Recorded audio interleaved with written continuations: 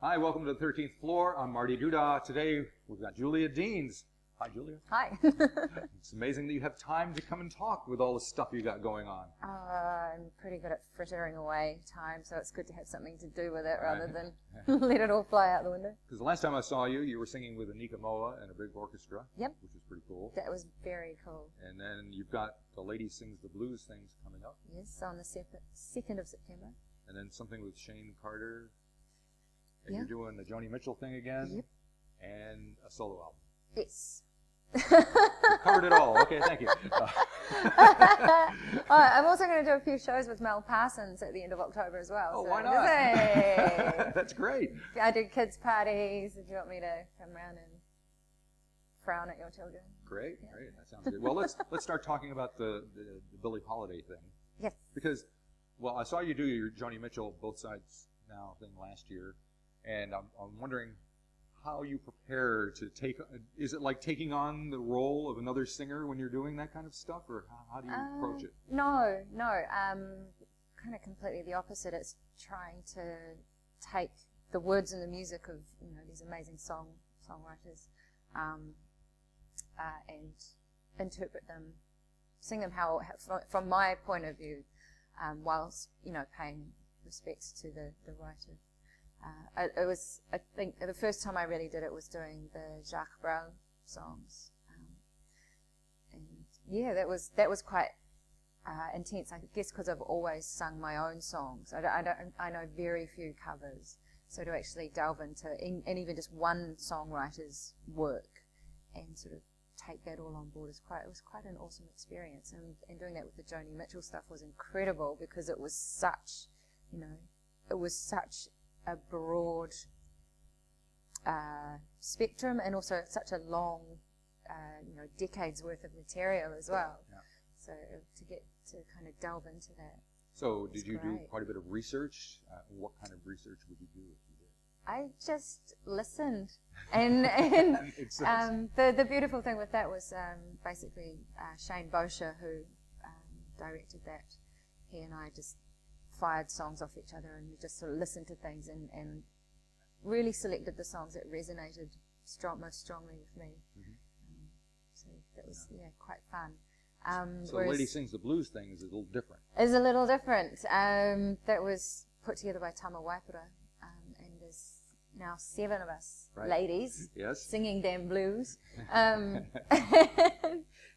He suggested songs because, again, Billie sang so many different songs from, over a long period of time as well. There's so much to choose from.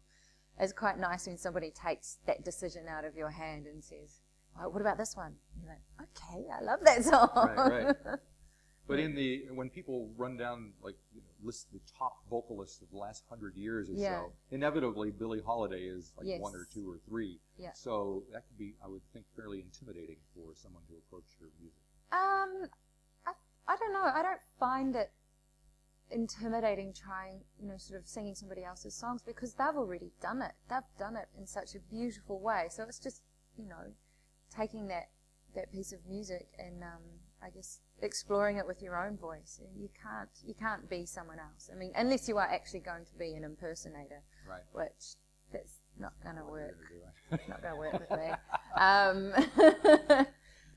So I like, because every time you listen to a song, everybody has favorite songs, and there might be, maybe 100 people all one of their favorite songs, one song in particular, but everyone has a different interpretation of it, and it means different things to different people. So it's just, I think that's the beauty of singing other people's material.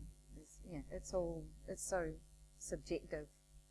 And you say there's 7 of you who are doing this. Do you want to run through the names? Okay.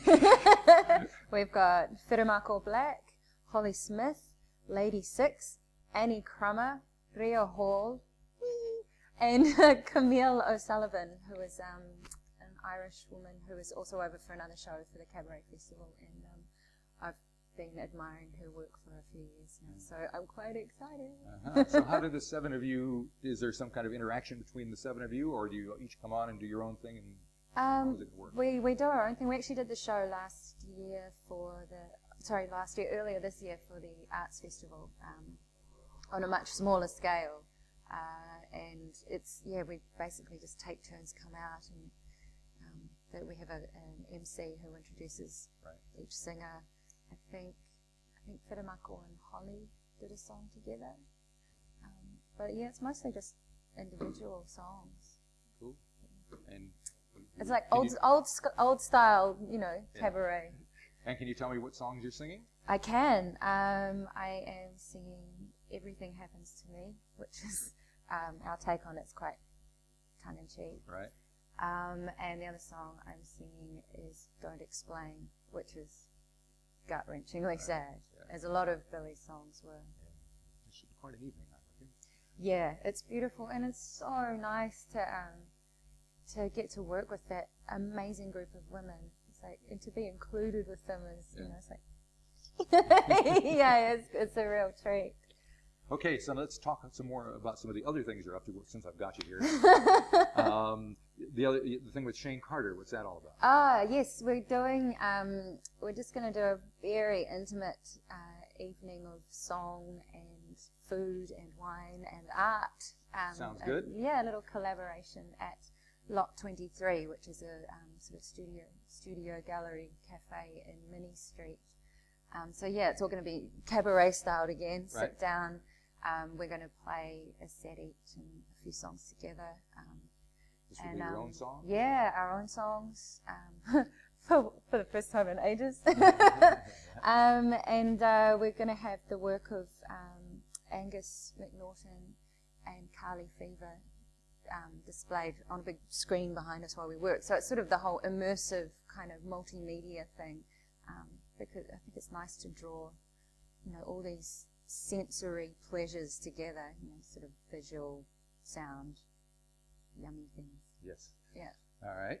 That sounds very exciting. It is. It's another night out. Oh, it's also, I'm trying really hard to contain my fandom as well. I'm a huge fan of Shane. He's like the coolest guy on the planet, isn't he? I know. It's funny when went to do the first rehearsal, for the adults with John and Shane. And I've known John for years. So it's just like, we're never going too good. But I was so nervous going into a first rehearsal with Shane. But within I think about 15, 20 minutes, I was just like, you're as much of an egg as the rest of us. I'm sure he appreciates that. All right, and you mentioned something about doing something with Mel Parsons. Oh, yeah, I'm going to do a few shows with Mel Parsons at the end of October. I'm basically just going to be her backing vocalist. Cool. Yeah, I'm really excited about it.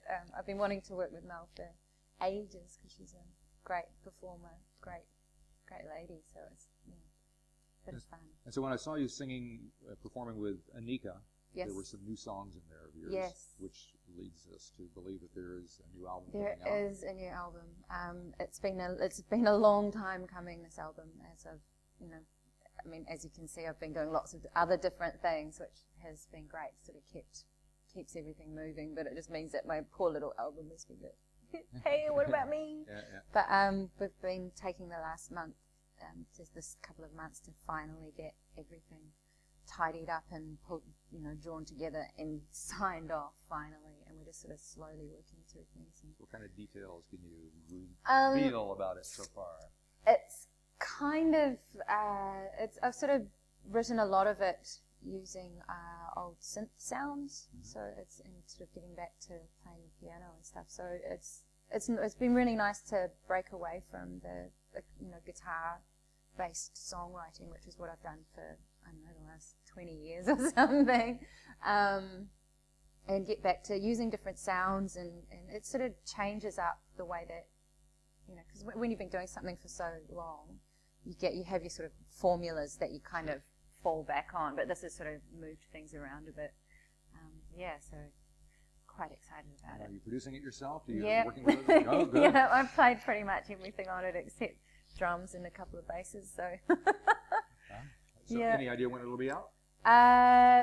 Next year, early next year. I was hoping to get the end of this year, but, life has transpired. You got some other stuff going on. Yeah, so I think we can let you go. It's amazing. Well, thank you very much for at least the brief update of everything that you've been doing. Oh, no worries.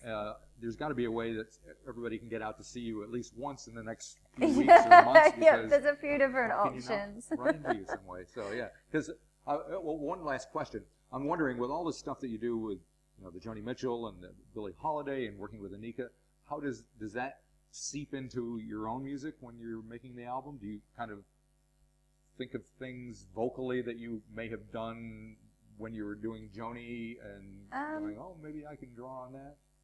I don't know. I know that definitely doing the Browl songs influenced how I, sort of some like lyrically in particular, sort of made me start thinking outside of my usual tracks, sort of the usual worn paths. I haven't, to be honest, I haven't really written anything new since doing the Joni songs. So once I finally get back into writing mode, I'm really excited. And everything you do and everything you experience influences your performance and your writing, whether you're aware of it or not. So yes was the short answer. Yeah, we know what the short answer. All righty, thank you very much. No worries, thanks, Marty. And maybe when the solo album comes out, you can come up here and play some songs for us. I would love to do that. That'd be cool. That'd be great. All righty. Yeah.